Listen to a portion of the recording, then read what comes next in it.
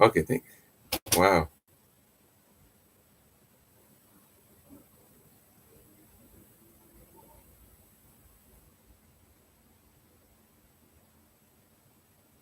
Hello, Facebook. Here I am back again. How y'all doing?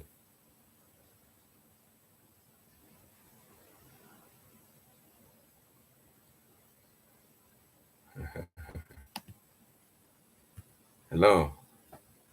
Can y'all hear me?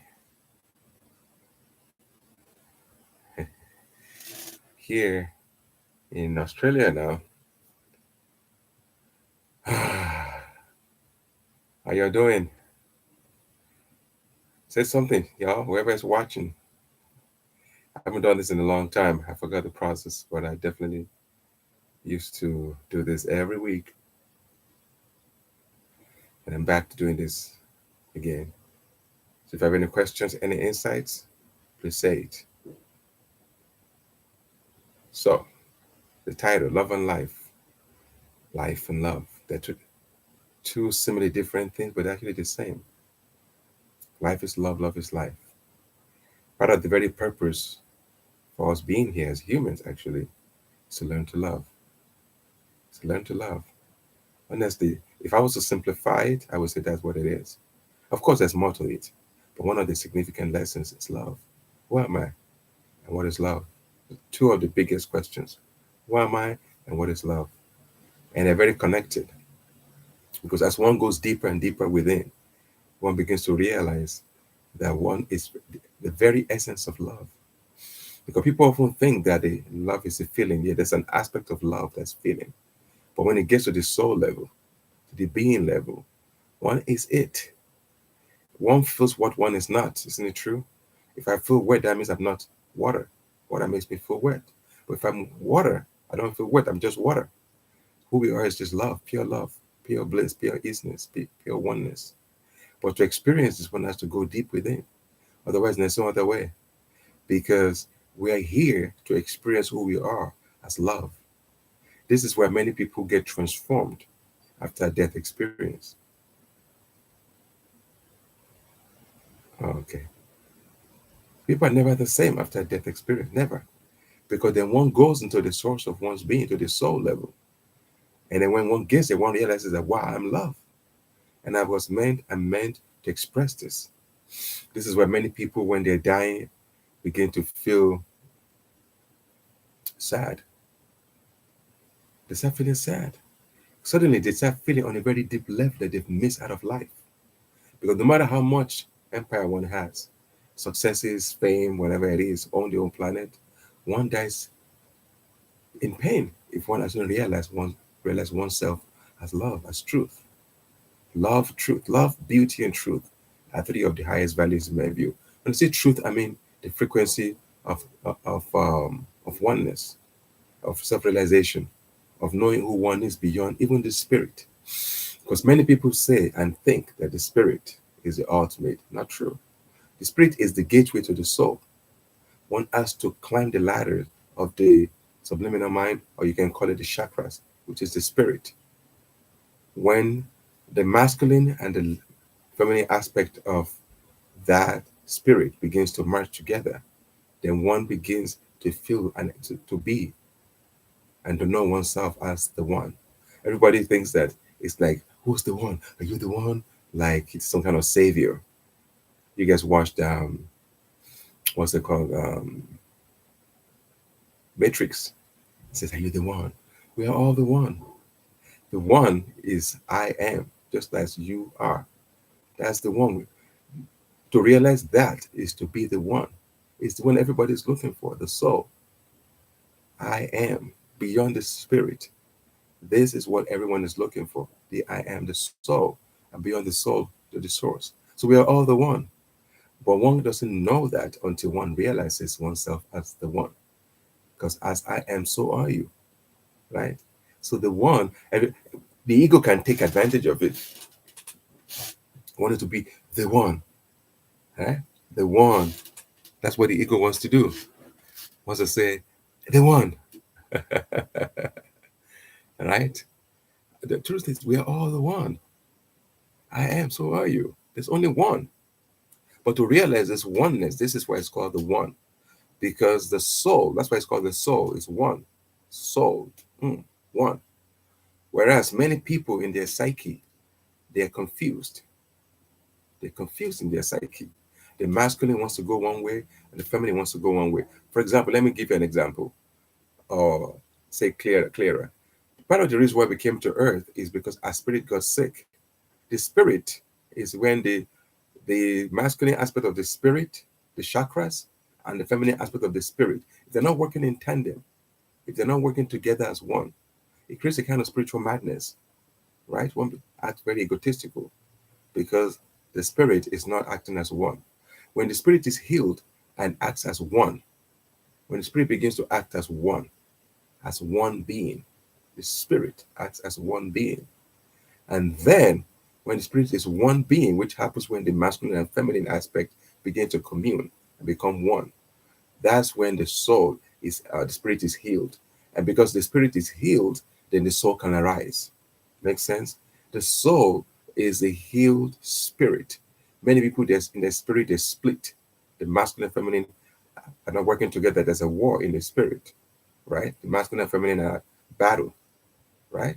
When they work together as one, when the masculine and feminine work together as one in the spirit, then the mind also begins to heal. That's the madness. When the spiritual is not at peace, masculine and feminine are not working together, it shows the psyche.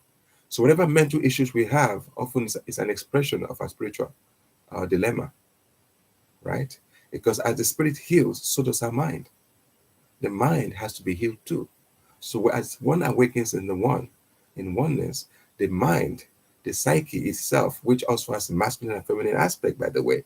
We think only the spirit does. No, the mind also has the masculine and feminine.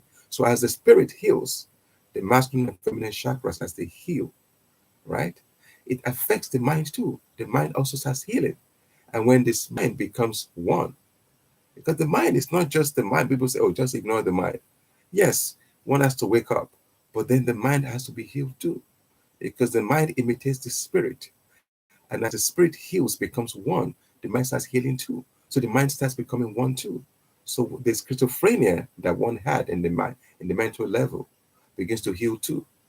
Make sense? Otherwise, the mind wants to go one way, the being wants to go one way, right? But they have to work as one. What they want and what the masculine wants is what the feminine wants. That's the oneness. The masculine aspect of the mind and the feminine aspect of the mind. They have to work as one, just like in the spirit. The feminine aspect of the spirit and the masculine aspect of the spirit has to work as one. When they're working together, that's a healed mind. And to the same degree that one integrates, that means the mind is healed and healing, then there's peace. There's peace. That peace cannot happen unless the masculine and feminine aspect of one's being heals. Everybody's looking for peace in the world, looking for peace out there. How can they be at peace if there's no peace within? It's a joke. People working for global peace, no more war, and they haven't done any work to heal the war within. This is what Islam is about. Islam, the whole science of Islam, the mystic journey of Islam is to unite the masculine and feminine aspect. That's what Muhammad referred to as the jihad. The jihad inside is the war between the masculine and feminine. And when they heal, that's the end of the jihad. That means one is at peace, one has attained Islam, the oneness. That's what Islam is, the oneness. When one attains the inner oneness, then there's peace. Same thing with Christ's teaching. It's about love. Love. When the masculine and feminine energies heal, one becomes love, peace, truth, beauty, oneness. That's the simple secret of it all. If anybody was to tell me one of the core things, was to ask me one of the core things about awakening, I would say it is healing the masculine and feminine aspect of the spirit, which also assists the mind to heal. When the spirit and the mind are healed, the one is. Even the mind becomes loving. The mind that was mean, aggressive before starts becoming more loving, because that schizophrenic tendency of the mind is why many of us are mean. Mean, mean people who don't know how to express love even in their mind because they're kind of crazy, a bit crazy. And what is this madness? It is the inner battle between the masculine and feminine. When the masculine, which is the mind, and the heart, which is the being, which is the feminine. The feminine wants love, wants being, wants to realize. Masculine wants adventure and fun. How can they work together as one? This is health. This is what makes one heal. Otherwise, if the masculine wants to go east and the feminine wants to go west, one can one can die. The stress of it, the pressure of it. So they are at battle. So if you want anybody was to ask me what is the secret of peace, it is being present. That presence and being open-hearted heals the masculine aspect that's crazy and the feminine aspect. So they start acting as one. Start acting as one. This is very essential, very important to understand. Otherwise, one keeps looking for peace out there, wondering where is peace, where is peace, where is peace. But the truth is, where is this peace? It has to be attained within. When the masculine and inner feminine start working as one, as I am, that's what love is. That's what truth is. The one is relaxed. There's a union. What the left brain wants is what the right brain wants. But they really want the same thing, right? Okay, people might say the left brain wants logic, wants to know, wants to know, is very logical. But what I'm going to say about that is, and then the left side wants love. They look opposite. Love and logic look not the same, but the truth, they are one. When one possesses logic to a large extent, one meets love. When one is so loving, so feeling based, if one really pursues that, one attains logic. They're really one. Logic is really a search for love, for truth. It's the same energy. But until that healing happens, there could be a battle within. Because often what the masculine wants is not what the feminine wants. Masculine never wants to settle down, relax. Wants to just be an adventure forever. Doesn't want to be deep. That's masculine. It's adventurous. That's beautiful. Nothing wrong with it. However, the feminine is always ready to come home. She's always available to come home. Because she's wiser. She knows that here is the truth. Here is where love is. This is it. But the masculine wants to go on adventure over and over again. And part of awakening is when the masculine begins to trust the feminine, begins to surrender to it, and knows that she's wiser. She's the one who knows. The masculine, that's why I always say the masculine has to surrender to the inner feminine. The feminine also has to surrender, but surrenders to the higher masculine. A masculine that's attained oneness, that's here. Then the feminine can surrender to that. The feminine should never surrender to the crazy split masculine to destroy her. No, the feminine is the one. She's here, she's home, she's relaxed, she's happy in life. She's here. So the masculine then has to bow to it. The adventurous one, the one that wants to be restless, adventurous, doesn't want to settle down, just run around. That part has to settle, has to relax and become one with the feminine.